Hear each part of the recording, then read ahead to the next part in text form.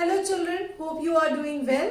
Welcome back to my channel MEG Miss Edu Guru और आज हम बात करने जा रहे हैं कम्युनिकेशन स्किल्स की. The word communication means an act of sharing information. Communication word का मतलब होता है कि हम अपनी जानकारी को, अपनी इंफॉर्मेशन को एक पर्सन से दूसरे पर्सन तक कैसे भेजते हैं.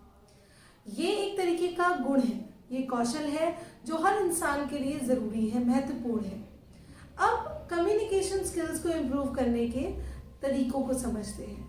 कम्युनिकेशन स्किल्स को इम्प्रूव करने के लिए आपको प्रैक्टिस की ज़रूरत होती है. जितनी अच्छी प्रैक्टिस करेंगे उतना बेहतर आपका कम्युनिकेशन स्किल्स होगा और वैसे ही आपका कॉन्फिडेंस लेवल बढ़ता जाएगा. पर अक्सर बच्चे मुझसे बात कहते हैं कि मैम कम्युनिकेशन स्किल्स के बारे में तो हमने बहुत पढ़ा, पर क्या राइट अप्रोच होगी जिसके बेसिस पे हम अपने कम्युनिकेशन स्किल्स को इम्प्रूव कर पाएंगे. तो मैं आज आपको बताने जा रही हूँ वो 7 प्रिंसिपल्स जिसके बेसिस पे आप कम्युनिकेशन स्किल्स को बेटर कर सकते हैं. तो सबसे पहला है क्लैरिटी. अपने थॉट्स को क्लियर रखें कि हमें बात क्या करनी है, हमें क्या बोलना है. लास्ट पब्लिक स्पीकिंग की क्लास में आपने देखा होगा, मैंने आपको बताया था कि नोट डाउन करिए, राइट, लिखिए, मैटर को लिखिए, क्योंकि लिखने से आपके थॉट्स क्लियर होते हैं. तो कम्युनिकेशन में सबसे पहले क्लैरिटी रखिए, आप क्या बोलने जा रहे हैं. दूसरा पॉइंट आता है आपका कंसाइजनेस. कितना कंसाइज और प्रिसाइज इंफॉर्मेशन आप बोल रहे हैं, कितनी कट टू कट इंफॉर्मेशन आप बात कर रहे हैं. Keep it very short, keep it very simple, क्योंकि जितना सिंपल होगा उतना इंसान को समझ में आना आसान होगा. सो कंसाइजनेस का ध्यान रखें, कंसाइज इंफॉर्मेशन दें जो ऑडियंस को समझ आए.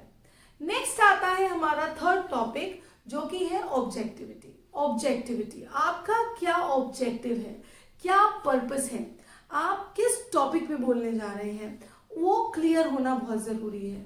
मेन मोटो से हमें भटकना नहीं है, हमें ऑब्जेक्टिव का ध्यान रखना है कि अगर मैं आज कम्युनिकेशन स्किल पढ़ा रही हूँ तो मैं अपनी ऑडियंस तक प्रॉपर समझा पाऊँ कि कम्युनिकेशन के इर्द गिर्द क्या क्या चीज़ें इंपॉर्टेंट हैं और हम उसमें कैसे अपनी कम्युनिकेशन स्किल्स को इम्प्रूव कर सकते हैं. फिर आता है आपका कंसिस्टेंसी. नाउ कंसिस्टेंसी का मतलब, जब हम बात करते हैं हम एक टोन में बात करते हैं, एक स्पीड में बात करते हैं. हमें अपनी कंसिस्टेंसी को मेंटेन रखना है. ना ज़्यादा एकदम से जल्दी जल्दी बोलना है कि आज हमारे लिए इम्पोर्टेंट टॉपिक ये है. नो, आप आराम से बात करें, बिल्कुल स्लो भी नहीं होना. एक स्टैंडर्ड पिच को मेंटेन करना है, कंसिस्टेंसी को मेंटेन करना है. ये बात ध्यान रखें कि ये कंसिस्टेंसी में आप उतार चढ़ाव जरूर ला सकते हैं कि कुछ इंपॉर्टेंट है तो please note down, this is really very important and I want to say this point because this makes a difference. तो एम्फेसिस जरूर दें. इससे क्या होगा, ऑडियंस अट्रैक्ट भी होगी और बीच बीच में जो ध्यान जाता है वो भी वापस आएगा. देन आता है हमारा 5th पॉइंट, वो है completeness. Completeness, the word itself is completing. So completeness का मतलब हुआ इंफॉर्मेशन आधी अधूरी ना दें. कम्युनिकेशन हमेशा कंप्लीट रखें, क्लियर बोलें, कंप्लीट बोलें. ऐसा ना करें कि आप इंफॉर्मेशन दे रहे हैं और आधी अधूरी इंफॉर्मेशन दे रहे हैं. आपसे किसी ने पूछा कि ठीक है कितने रुपए खर्च हुए, आपने बोला 32 और आपने फोन रख दिया. अब क्या पता 32,000 की बात हो रही है, 3200 की बात हो रही है, 32 रुपीज की बात हो रही है. तो इंफॉर्मेशन क्लियर रखना है तो कंप्लीट इंफॉर्मेशन दें और टॉपिक को हमेशा माइंड में क्लियर रखें. फिर आता है हमारा रेलेवेंस. आपका टॉपिक रेलेवेंट होना चाहिए, मान्य होना चाहिए, टॉपिक का कोई लॉजिक होना चाहिए. आपकी कम्युनिकेशन स्किल्स तब इन्हांस हो पाएंगी जब आप एक रेलेवेंट चीज को पिक करेंगे और आप जो कंटेंट बोल रहे होंगे उसमें रेलेवेंस होगा. तो ध्यान रखें कि टॉपिक हमेशा रेलेवेंट हो और लोगों को समझ आए.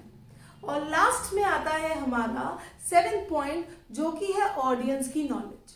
ऑडियंस जिसके लिए हम बोल रहे थे, रेलेवेंस जिस जो मैं बोल रही थी, वो नॉलेज पे, ऑडियंस की नॉलेज पे बड़ा साथ देता है. क्योंकि ऑडियंस को समझे किसके सामने बोल रहे हैं, आपका सर्कल कौन है, कौन से लोग बैठे हैं जिनके आगे हमें आज स्पीच देनी है, डिबेट देना है या मीटिंग में प्रेजेंटेशन देना है, वो ऑडियंस कौन सी है, और उस ऑडियंस में उन लोगों को पिच करें जो लोग आपको अच्छा रिस्पॉन्स दे रहे हैं, जो लिसनर्स हैं, राइट। उससे क्या होगा कि आप में भी कॉन्फिडेंस बिल्डअप होगा और आप अपनी बात को अच्छे से कम्युनिकेट कर पाएंगे। तो आज हम लोगों ने पढ़े 7 P's of principles of communication. I am sure आपको क्लियर हुआ होगा कि इन 7 प्रिंसिपल्स में ये क्यों लिंक करते हैं हमारे कम्युनिकेशन में। फिर भी अगर कोई डाउट होता है तो प्लीज कमेंट सेक्शन में पूछें कि कहाँ आपको प्रॉब्लम आती है जब आप कम्युनिकेट करते हैं और कैसे में इम्प्रूव कर सकते हैं, वो मैं आपको जरूर बताऊंगी। अगले वीडियो में हम बात करेंगे वर्बल और नॉन वर्बल कम्युनिकेशन की। Until then keep communicating and keep yourself safe. Bye bye. Take care.